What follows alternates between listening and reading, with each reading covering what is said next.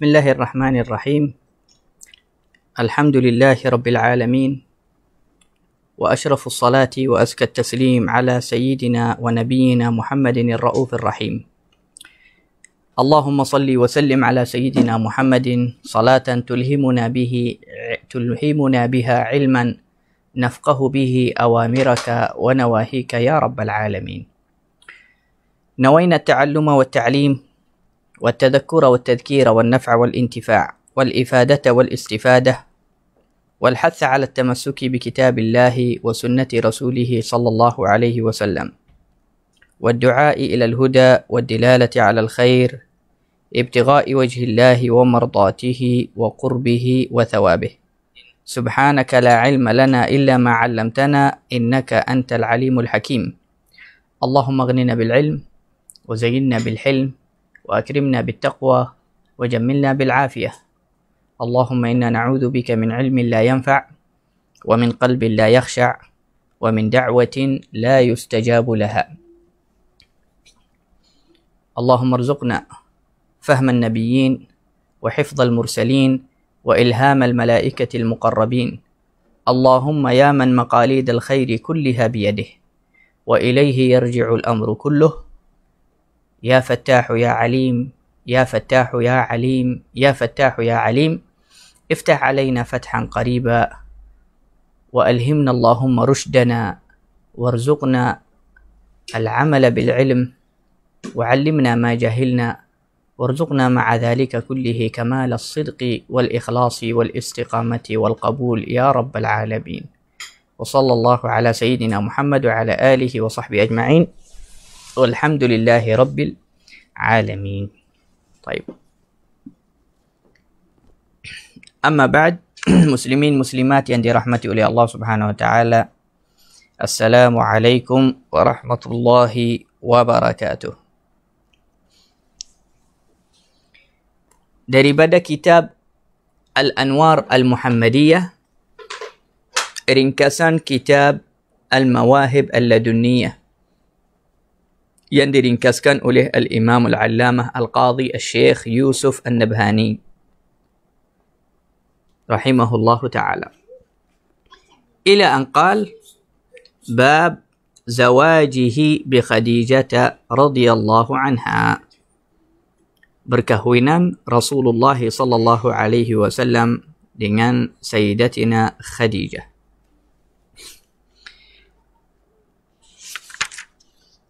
Ketika Rasulullah sallallahu alaihi wasallam berusia 25 tahun, setelah Rasulullah pulang daripada negara Syam, menjaga perniagaan Sayyidatina Khadijah radhiyallahu anha, setelah Rasulullah pulang dengan 2 bulan 25 hari, 2 bulan 25 hari setelah Rasulullah pulang kepada Makkah, maka Rasulullah sallallahu alaihi wasallam kahwin dengan Sayyidatina Khadijah radhiyallahu anha. Wa sinnuhu 21 sanah. Dan di sini dia kata umur Rasulullah ketika itu 21. Tetapi pendapat yang lagi yang dikata oleh ramai ulama, ketika itu umur Rasulullah 25 tahun. Dan ada satu pendapat yang lemah yang kata umur Rasulullah ketika itu 30 tahun. Wa kanat tud'a fil jahiliyati bit-tahirah. Dan gelaran Sayyidatina Khadijah di zaman jahiliyah, sebelum Islam, sebelum kahwin pun dengan Rasulullah sallallahu alaihi wasallam, gelarannya At-Tahirah, yakni perempuan yang suci, perempuan yang bersih, perempuan yang suci dan bersih. Wa kanat tahta Abi Halah bin Zurarah At-Tamimi. Sebelum Sayyidatina Khadijah kahwin dengan Rasulullah sallallahu alaihi wasallam, Sayyidatuna Khadijah pernah kahwin 2 kali dengan 2 lelaki sebelum Rasulullah sallallahu alaihi wasallam. Suami Sayyidatuna Khadijah yang pertama sebelum Rasulullah namanya Abi Halah atau Abu Halah bin Zurarah At-Tamimi.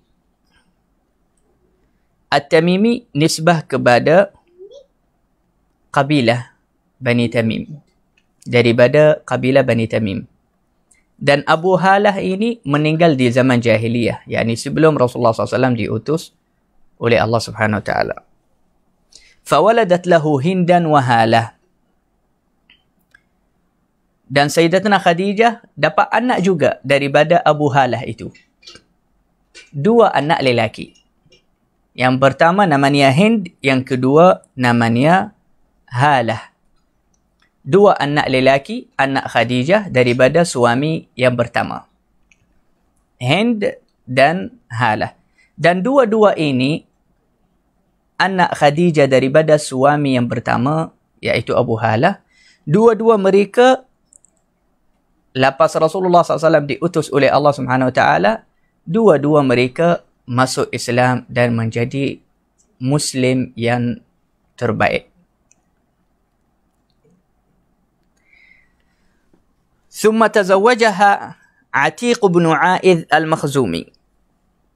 Selepas Abi Halah wafat, maka Sayyidatuna Khadijah kahwin kali kedua dengan seorang lelaki yang bernama Atiq bin A'idh. Atiq bin A'idh Al-Makhzumi.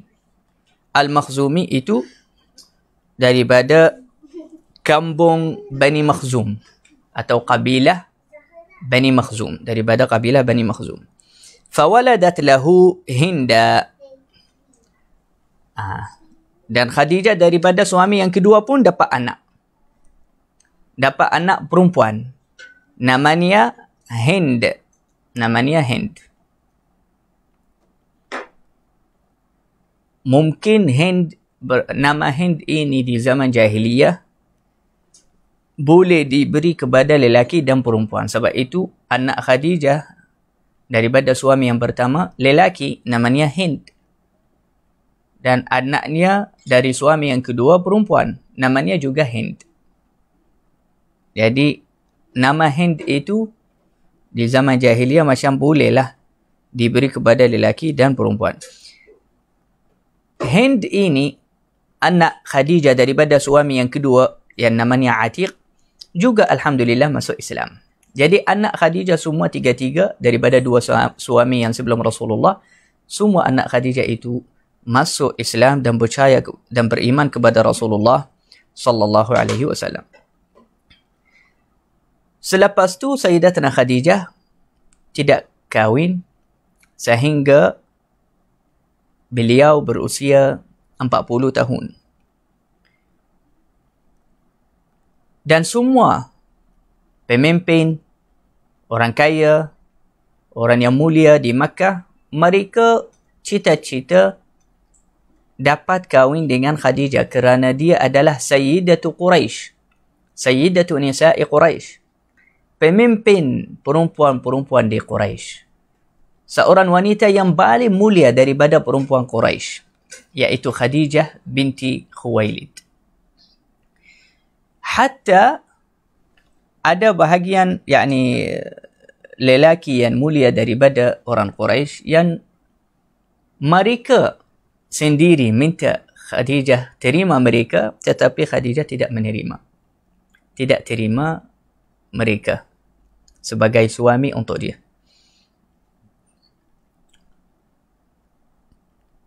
Tetapi selepas Sayyidatuna Khadijah melihat akhlak Rasulullah, keindahan dan kemuliaan Rasulullah sallallahu alaihi wasallam, khususnya selepas Sayyidatuna Khadijah menyerahkan bisnesnya atau perniagaannya kepada Rasulullah ketika dia hantarkan Rasulullah kepada negara Syam.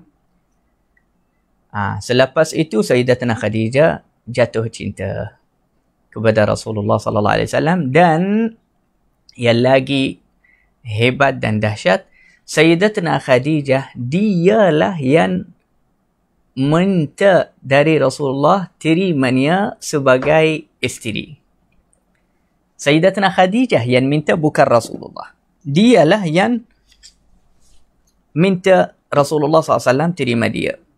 Tetapi Sayyidatuna Khadijah seorang wanita yang mulia dan yang malu. Jadi dia hantar hamba abdinya, seorang wanita, dia suruh dia, pergilah tanya Muhammad.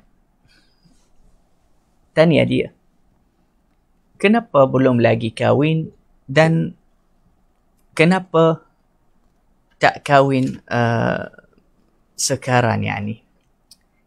Contohnya macam tak ada jodoh ke, atau kalau sekiranya jodoh kamu Khadijah, kamu terima atau tidak. Jadi perempuan khidmat Sayyidatuna Khadijah, dia tanya Rasulullah. Rasulullah dia kata, saya cita-cita nak kahwin tetapi saya masih tak siap.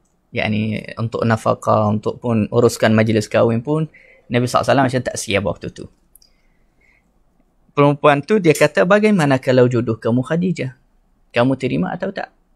Dia kata, Masya Allah, siapa yang tak terima Khadijah? Tetapi adakah dia yang minta atau ini dari kamu? Maka penkhidmat Khadijah dia terus kata kepada Rasulullah, tidak, ini memang dari dia.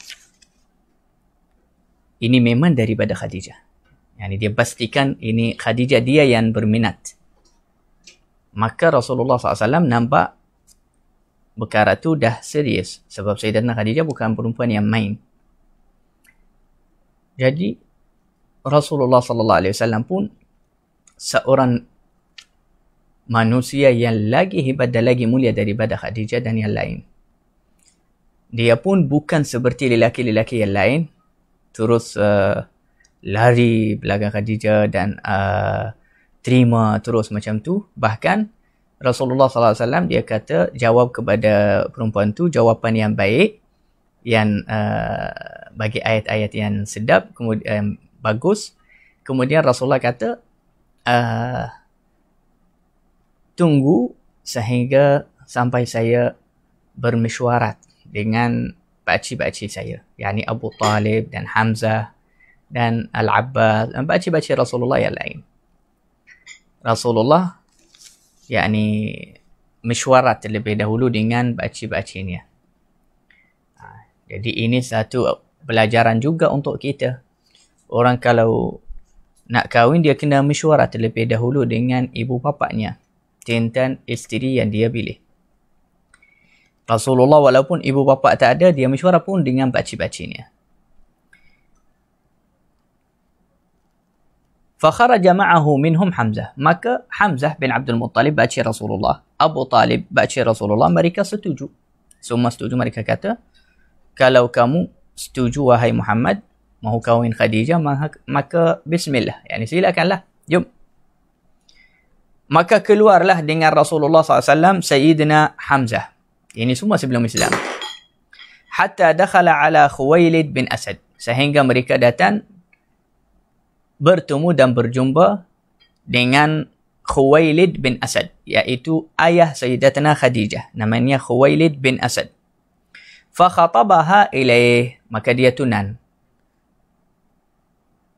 Fakhatabaha ilaih, dia tunang kepada untuk Rasulullah SAW. Lepas tu dia kahwin terus. Fatazawwajaha alaihi salatu wassalam. Maka terus buat majlis kahwin di waktu itu. Yani majlis meresek, tunang dan kahwin terus. Dan ulama kata tergesa-gesa perkara tu tidak baik. Dan biasanya orang yang kelang kabut atau tergesa-gesa, dia akan menyesal.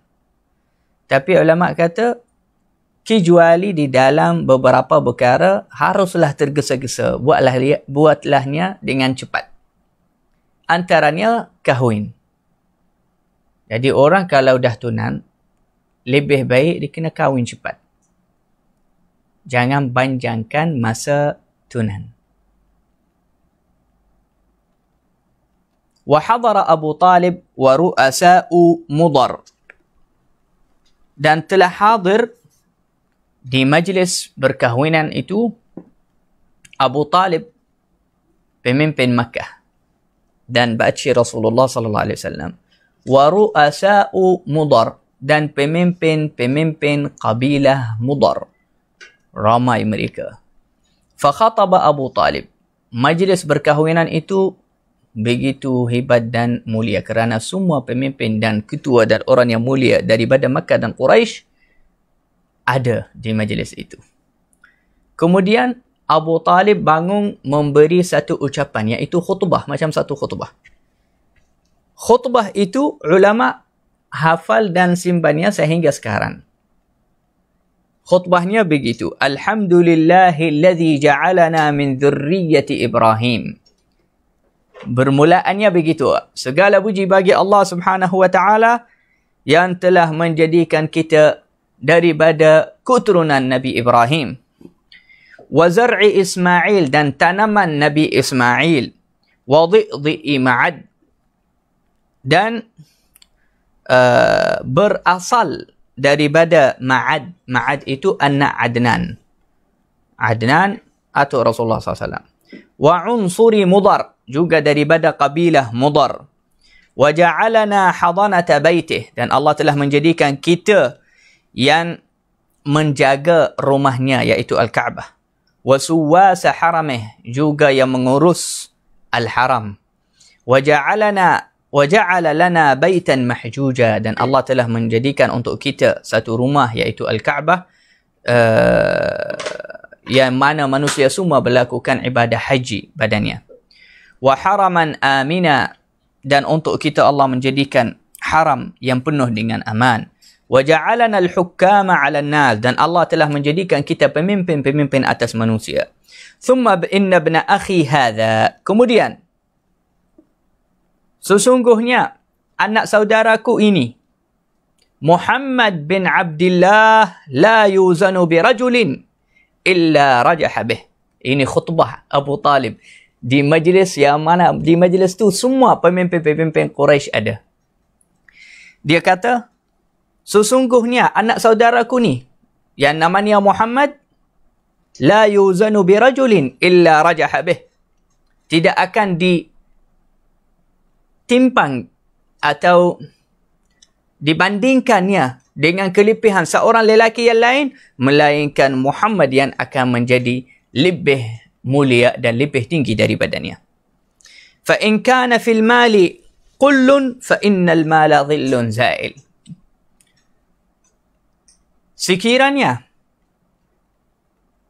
atau kerana Muhammad ini tidaklah orang yang kaya, yang banyak duit, yang mewah, maka ketahuilah harta itu, duit itu, dhillun za'il. Abu Talib menyatakan kelebihan Muhammad itu bukan kerana dia memiliki duit banyak, bukan kerana dia kaya.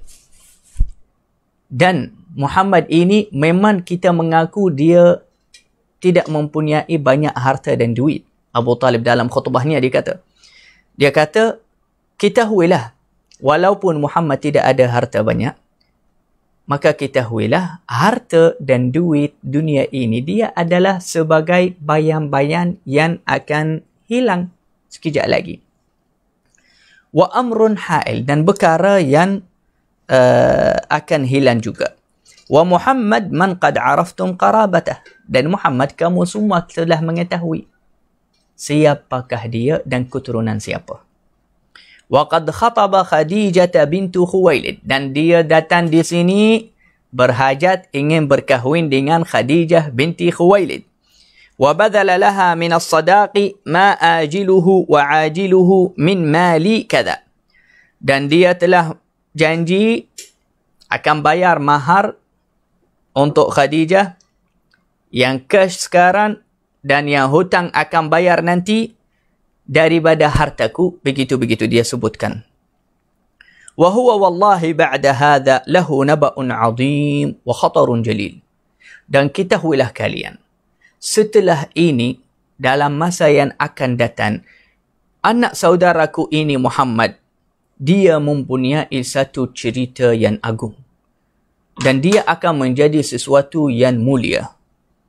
Fazawwajahu iyyaha abuha Khuwailid. Maka ayah Khadijah terus setuju dengan permintaan Abu Talib dan Rasulullah. Kemudian dia mengkawinkan terus Sayyidatina Khadijah dengan Rasulullah sallallahu alaihi wasallam.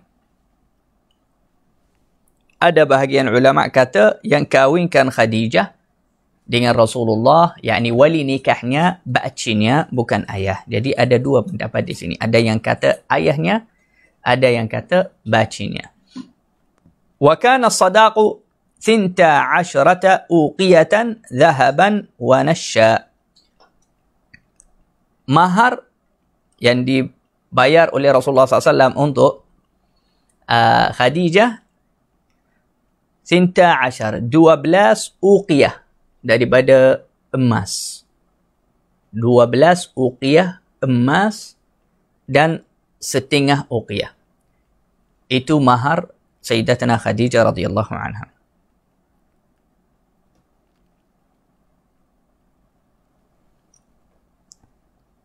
وهكذا.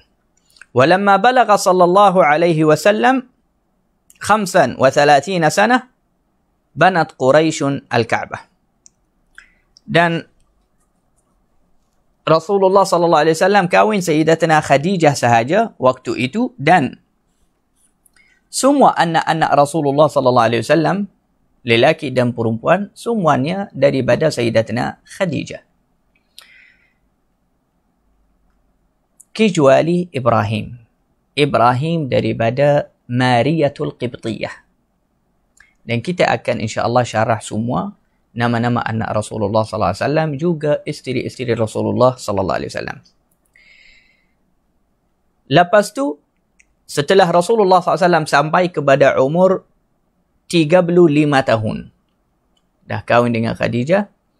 Lepas Rasulullah dah sampai kepada umur 35 tahun, dah 10 tahun kahwin, banat Quraisyun al-Ka'bah. Terjadi di Makkah hujan lebat. Turun hujan lebat dan ada banjir yang besar yang meruntuhkan sebahagian daripada bina Al-Ka'bah. Kemudian orang Quraisy bermesyuarat ingin mengulangkan bina Al-Ka'bah. Selepas mereka setuju sama-sama dan mereka mula memperbaruhikan bina Al-Ka'bah, Rasulullah sallallahu alaihi wasallam kerja sekali bantu kaumnya membina Al-Ka'bah. Maka Rasulullah SAW angkat batu sekali dengan mereka. Wa kanu yad'una uzurahum ala awatiqihim wa yahmiluna al-hijarah. Adat orang Quraisy di zaman jahiliyah,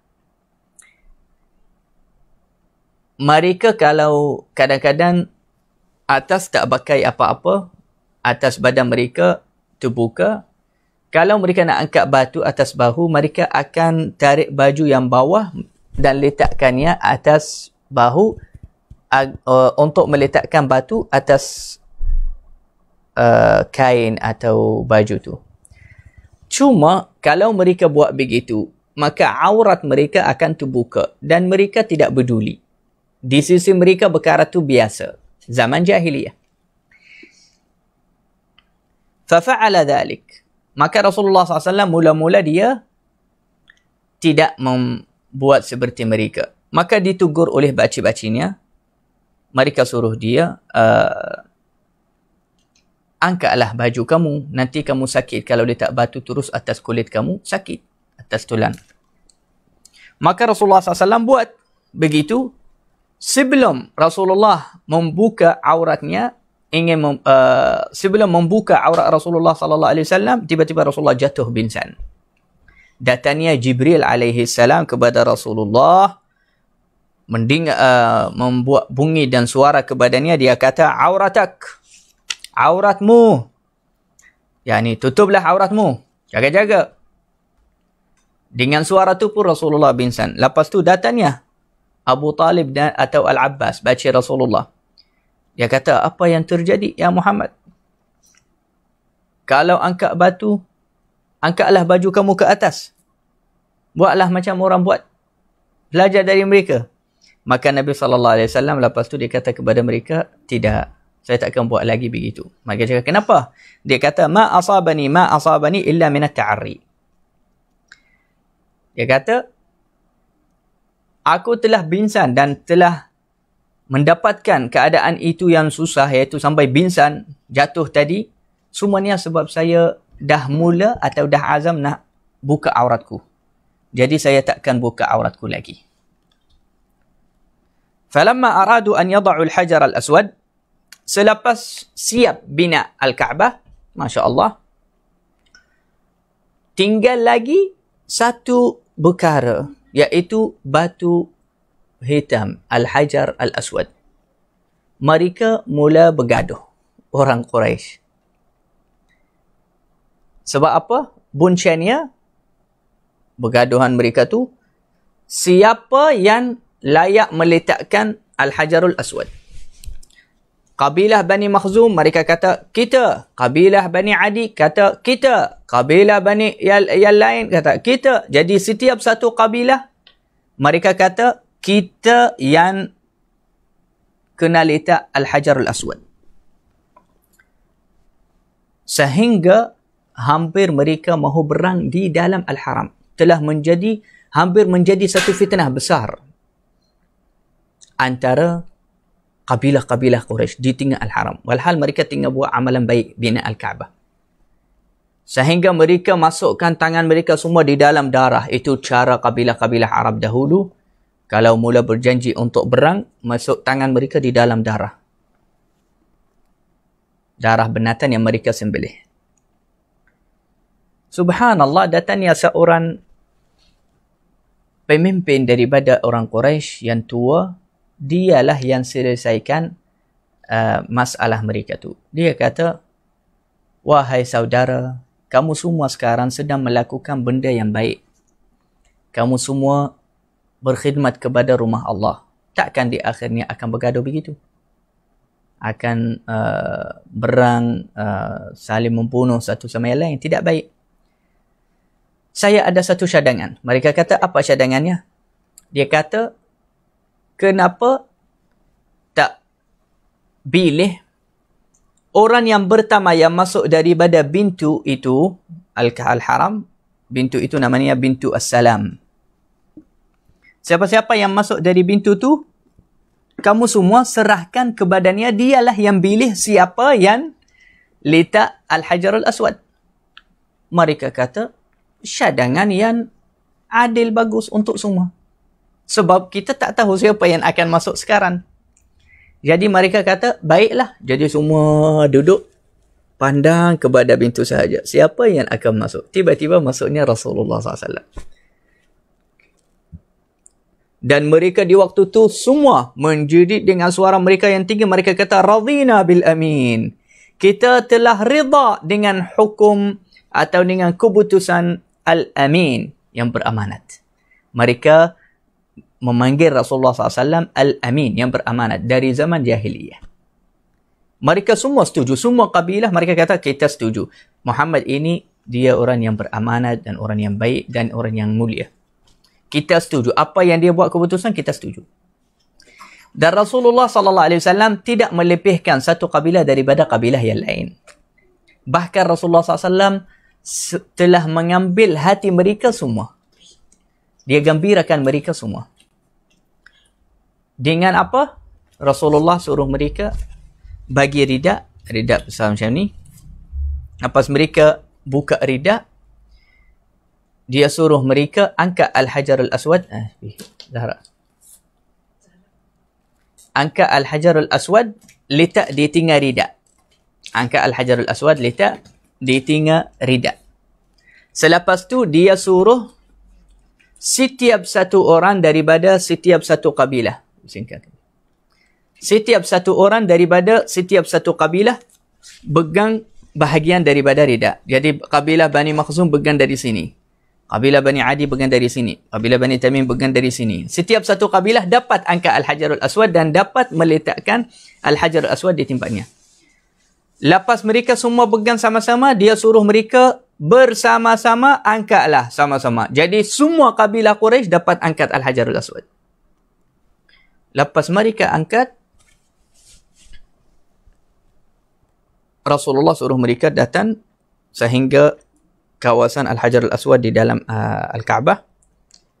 Maka di waktu itu Rasulullah yang angkat Al-Hajarul Aswad dengan tangannya yang mulia, dan dialah yang meletakkan Al-Hajarul Aswad di tempatnya.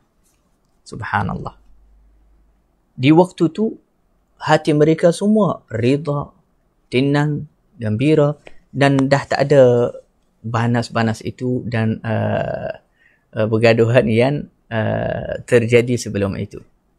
Tapi subhanallah, ulama sirah berkata, kerana Rasulullah SAW selesaikan masalah dengan cara yang begitu bijak dan hikmah yang diilhamkan oleh Allah Subhanahu Wa Taala begitu, asyaitan tidak gembira.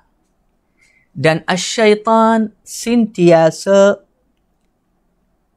tidak gembira jika orang Islam atau manusia hatta yang bukan Islam damai dan tenang dan tidak berselisih. Dia tidak akan tenang, asyaitan. Dan asyaitan akan sentiasa pastikan manusia bergaduh. Tak kisah mereka kafir atau Muslim, adik-beradik atau orang asing, dia akan cuba buat manusia bergaduh. Jadi sekarang Rasulullah SAW hancurkan dan padamkan api fitnah yang dibakar oleh syaitan daripada ditinggal golongan Quraisy. Apa yang asyaitan buat? Tiba-tiba asyaitan datang dengan berbontok dengan manusia satu Syekhun Najdi, seperti satu orang yang tua daripada Najd. Dia tiba-tiba buat fitnah. Dia nak pakar fitnah. Dia kata kepada pemimpin Quraisy semua yang setuju dengan keputusan Rasulullah, dia kata kepada mereka, kau semua ni bodoh. Telah dibodohkan oleh remaja ni. Muhammad ni hanya pemuda. Kamu semua tua, lagi matang, lagi hebat, pemimpin Quraisy. Kamu semua ikut keputusan budak. Sepatutnya kamu tidak setuju dengan dia. Tetapi subhanallah, Allah Subhanahu Wa Taala membadamkan dan menjauhkan fitnah syaitan itu, tidak berjaya juga untuk membakarkan fitnah balik itu kerana mereka sudah setuju. Subhanallah. Wahakadha.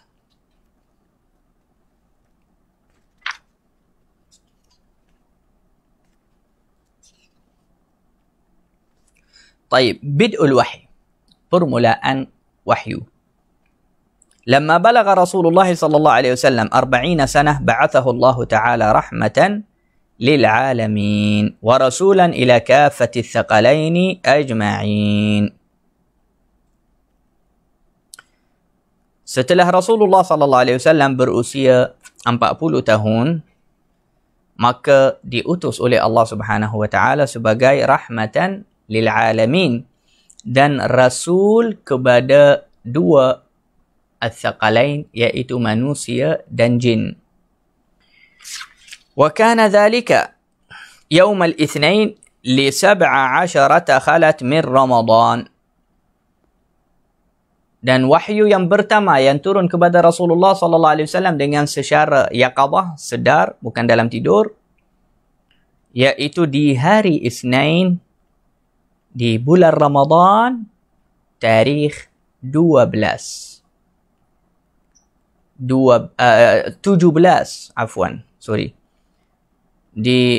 hari di bulan Ramadan 17 Ramadan di hari Isnin.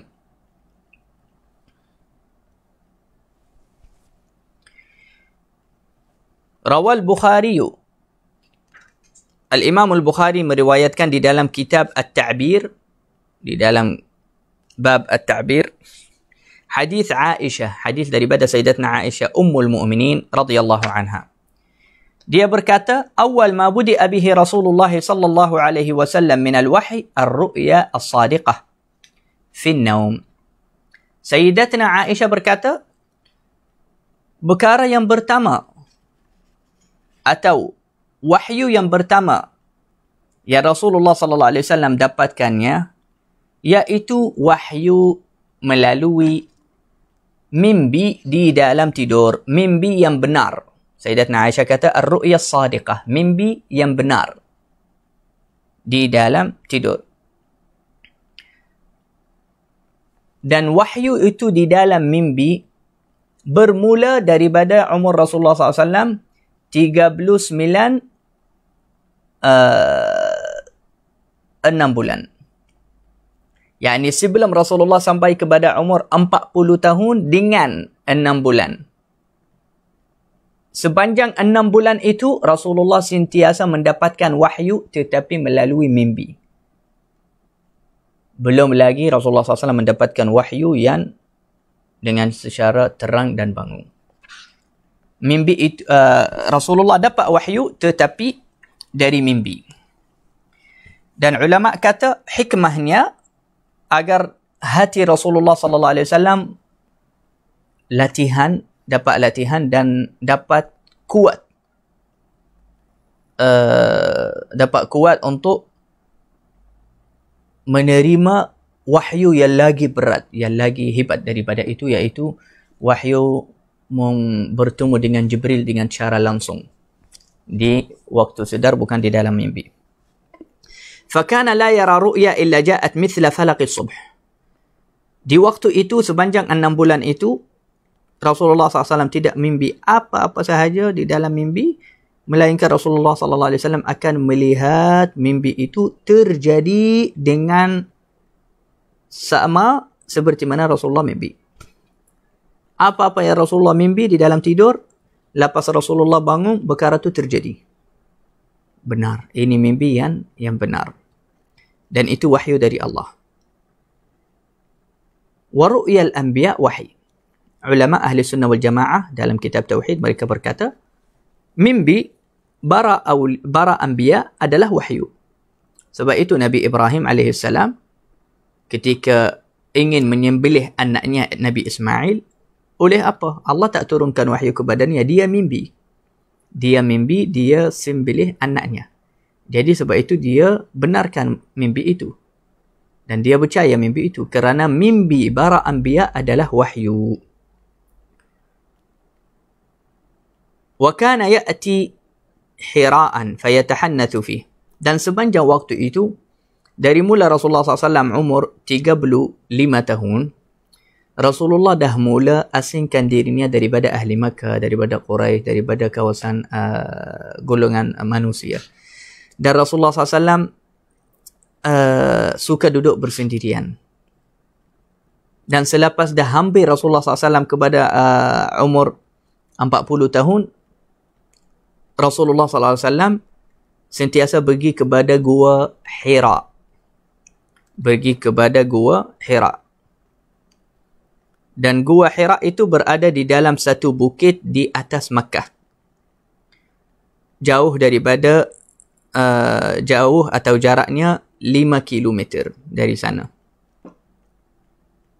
Kalau dekat Mina, sebelah kiri. Kalau di sebelah Mina, sebelah kiri. Itu sana di gua Hira.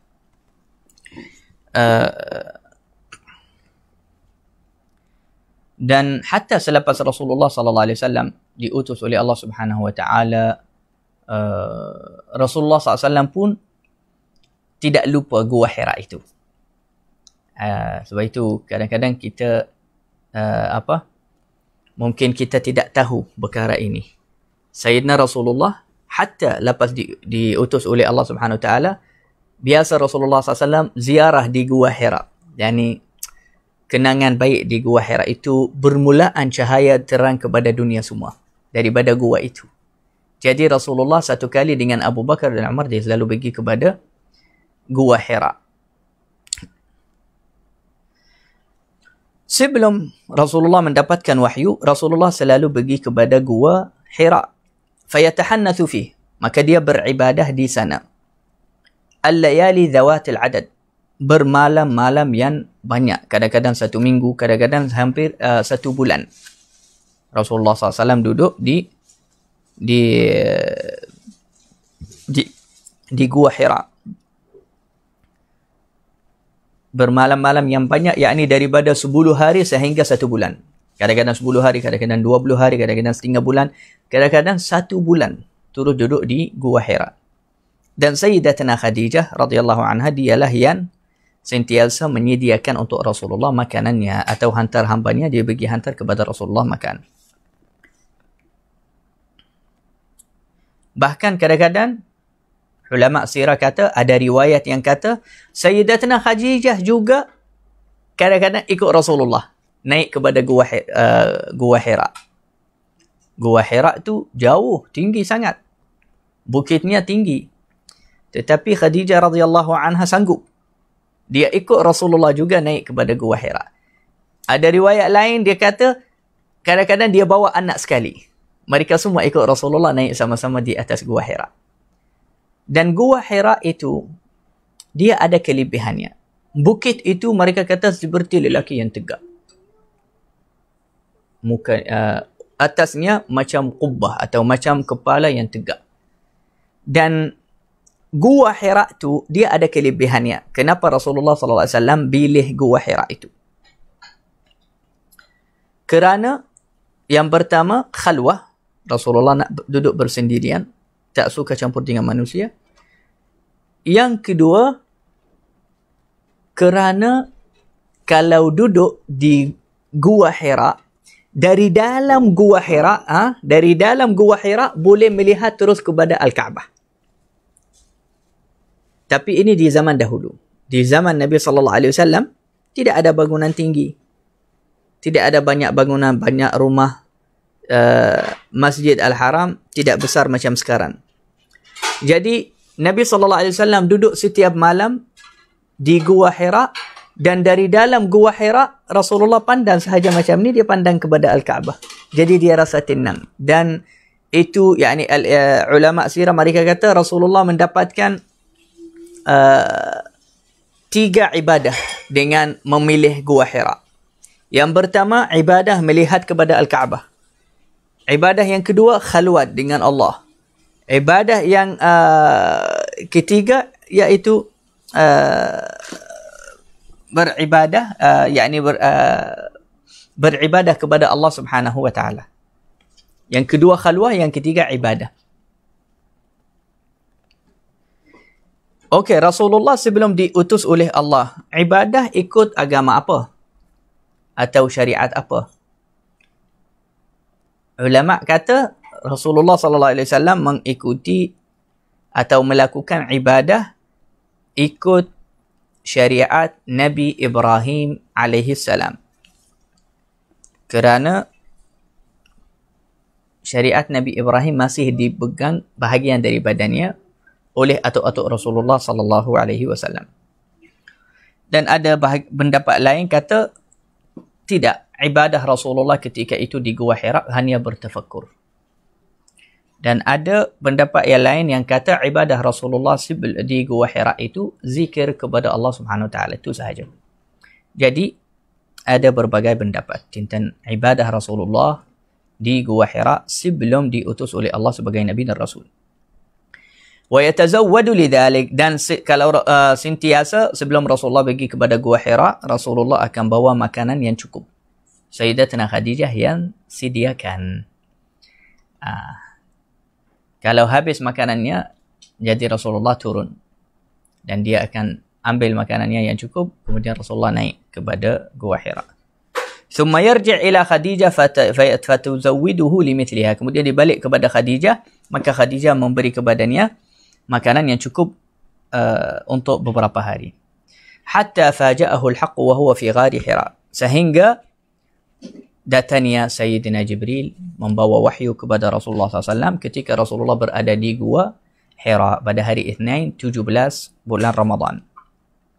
Faja'ahu al-malaku fih, maka malaikat datang kepada Rasulullah ketika Rasulullah berada di dalam Gua Hira. di tengah malam, di Lailatul Qadr. Faqala iqra. Tiba-tiba malaikat itu dia kata, iqra, bacalah. Faqultu ma ana biqari. Maka aku berkata, aku tidak baca. Fa'akhadhani faghattani. Maka dia ambil Rasulullah dan buluknya dengan cara yang kuat sikit. Sehingga Rasulullah SAW kata, sehingga saya dah susah nak nafas. Kerana dia buluk saya dengan kuat. Lepas tu dia lepaskan saya. Kemudian dia balik suruh saya sama. Dia kata, iqra. Maka saya jawab kepadanya, ma'ana biqari, saya tidak baca. Dia buat lagi, dia buluk saya dengan kuat sampai saya dah penat. Lagi kuat daripada yang pertama, yang sebelumnya. Lepas tu dia lepaskan saya. Kemudian dia kata kepada saya, iqra, bacalah. Saya kata, saya tidak boleh baca.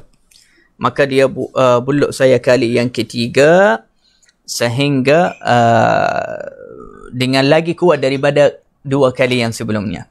Lepas tu dia lepaskan saya, dia berkata kepada Rasulullah, iqra bismi rabbika alladhi khalaq, khalaqal insana min 'alaq, iqra wa rabbukal akram alladhi 'allama bil qalam, 'allamal insana ma lam ya'lam. Yaitu surat Al-Alaq. Dan itu Quran yang pertama turun kepada Rasulullah sallallahu alaihi wasallam. Ulama kata, apa hikmah dia tanya Rasulullah 3 kali, iqra, iqra, iqra, dan apa maksud jawapan Rasulullah 3 kali, ma ana biqari, ma ana biqari, ma ana biqari. Yang pertama, Rasulullah jawab, saya tidak baca, maksudnya saya tidak boleh baca, saya orang yang tak boleh baca. Tetapi selepas dia yang pertama, Rasulullah kata, saya takkan baca. Saya takkan baca, yang ini dia tak nak baca. Yang kedua, Rasulullah kata, ma'ana biqari, maknanya saya tidak boleh baca. Yang ketiga, saya ma'ana biqari, iaitu Rasulullah tanya, ma'ana biqari, yani apa yang perlu saya baca, apa yang saya kena baca. Sebab itu yang ketiga, Jibril terus dia kata, iqra bismi rabbikal ladzi khalaq. Dia tunjuk Rasulullah apa yang harus dia kena baca. Dan setiap kali Jibril alaihissalam beluk Rasulullah begitu dengan cara kuat, perkara itu mencas dada dan hati Rasulullah sallallahu alaihi wasallam dan mengkuatkan hati Rasulullah sallallahu alaihi wasallam agar menjadikan Rasulullah kuat mengangkat amanah wahyu. Faraja'a biha. Kemudian Rasulullah sallallahu alaihi wasallam lepas Jibril bulan kepada langit, Rasulullah turun terus di waktu tu di tengah malam kepada rumahnya. Tarjufu bawadiruh. Tarjufu bawadiruh. Menggigil bawadir Rasulullah sallallahu alaihi wasallam. Bawadir yakni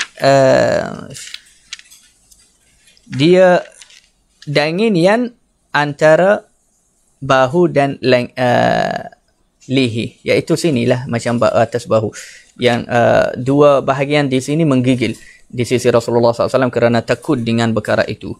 Dan hati Rasulullah SAW juga semakin laju dan takut dengan apa yang terjadi.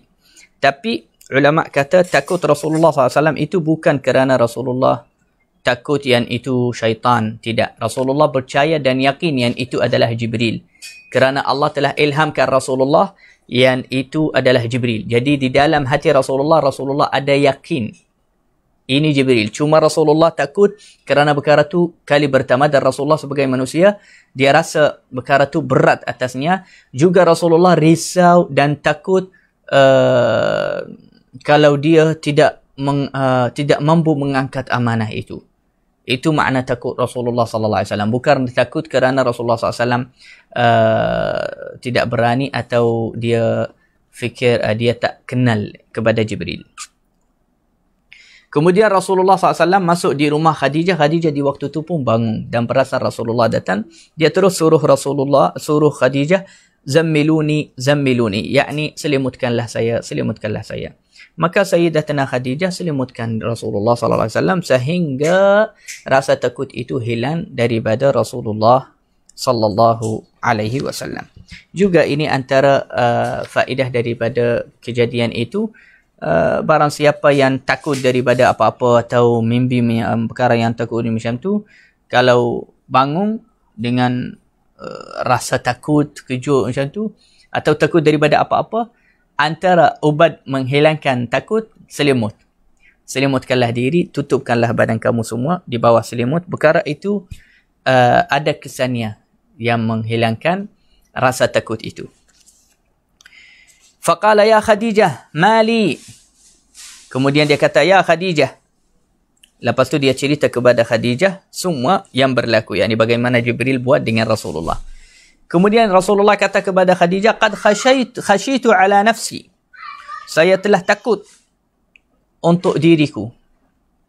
Faqalat lahu kalla. Maka Sayyidatina Khadijah dia kata, kalla. Tidak, jangan takut wahai Rasulullah. Wahai Muhammad, abshir. Ambillah khabar gembira ini. Fa wallahi la yukhzika Allahu abada. Demi Allah, Allah tak akan membinasakan kamu langsung wahai Muhammad. Innaka la tasilur rahim. Sesungguhnya kamu sentiasa melakukan silatul rahim. Wa tasduqul hadith. Dan kamu bercakapan yang benar, yang jujur. Wa tahmilul kal. Dan kamu sentiasa mengangkat orang yang lemah, yakni tolong dia dan bantu dia. Wa tuqrid dhaif, dan sentiasa memuliakan tetamu. Wa tu'inu ala nawaibil haq, dan kamu sentiasa membantu di tengah keadaan susah, kalau manusia susah, tak ada apa-apa masalah, kamu selalu bantu orang yang susah di dalam keadaan yang susah. Yani seperti zaman sekarang, zaman corona, tak ada kerja, tak ada macam tu. Yani ini namanya nawaziluz ad-dahr. Perkara-perkara yang macam ni, atau 1 tahun tak ada ekonomi jatuh, susah, orang tak ada kerja, orang tak ada makan. Ini namanya nawazilud dahr.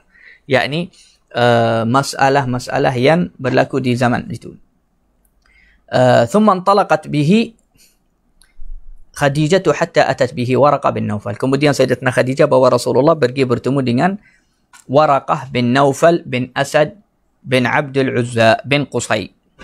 Waraqah bin Naufal ini sepupu Sayyidatina Khadijah, yakni ayah Waraqah dengan ayah Khadijah adik-beradik. Wa huwa ibnu amma Khadijah akhi abiha wa kana imra'an tanassara fil jahiliyah. Dan Waraqah bin Naufal ini, kenapa Khadijah bawa Rasulullah jumpa Waraqah selepas jadi turun wahyu? Kerana Waraqah bin Naufal ini dia seorang Nasrani yang alim di dalam kitab Al-Injil dan kitab Allah Subhanahu wa taala yang turun kepada Nabi Isa, dan dia translate kitab Al-Injil daripada bahasa Ibrani, bahasa yakni Al-Injil, kepada bahasa Arab. Dan dia pakar tentang perkara-perkara yang macam ni, iaitu tentang para anbiya dan mursalin. Dan di kawasan Makkah semua pun mereka tak pernah dengar nama Jibril. Dan Rasulullah SAW kata Jibril. Jadi Waraqah bin Naufal pun terkejut. Dia kata nama Jibril ini di negeri sini, di negara sini tak ada siapa-siapa sebut nama ini. Jadi bila mana kamu wahai Muhammad sebut nama Jibril, itu maknanya telah turun kepada kamu an-namus alladhi jaa ala Musa, nazala ala Musa. Telah datang kepada kamu namus. An-namus itu malaikat Jibril yang turun kepada Nabi Musa alaihi salam. Ya laitani fiha jad'an.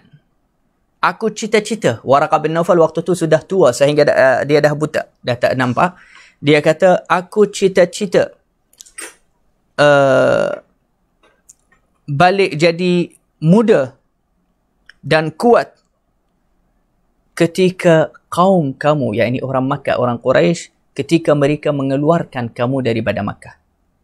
Maka Rasulullah SAW merasa terkejut. Dia tanya Waraqah, dia kata, awa mukhrijiyahum, adakah mereka akan keluarkan saya? Maka Waraqah kata kepada Rasulullah, ya, lam ya'ti rajulun qattu bima ji'ta bihi illa udi. Tidak ada seseorang Nabi pun sebelum kamu membawa wahyu dan agama yang seperti yang kamu bawa ini, melainkan dia akan dimusuh oleh kerabat dan orang kampungnya. Wa in yudrikni yaumuka ansurka nasran mu'azzara. Dan kalau saya dapat ada di waktu kamu berang bersama Quraisy, maka saya akan bantu kamu dengan bantuan yang paling dahsyat. Hadis ini lepas itu Waraqah bin Naufal, lepas dia kata kepada Rasulullah begitu, dia meninggal terus waktu itu. Yakni beberapa hari sahaja dia meninggal.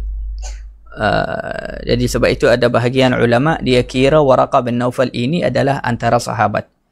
Ada bahagian ulama kata Waraqah bin Naufal ini adalah sahabat. Dan pendapat ini memang kuat kerana Waraqah bin Naufal beriman kepada Rasulullah dan percaya dengan Rasulullah bahawasanya Nabi sallallahu alaihi wasallam ini adalah nabi akhir zaman. Insya-Allah esok kita akan sambung juga tentang bermulaan wahyu, dan kerana ada beberapa faedah dan hadis yang penting kita mengetahuinya dan mempelajarinya. Sallallahu ala sayyidina Muhammad wa ala alihi wa sahbihi ajma'in. Bismillahirrahmanirrahim. Alhamdulillahi rabbil alamin.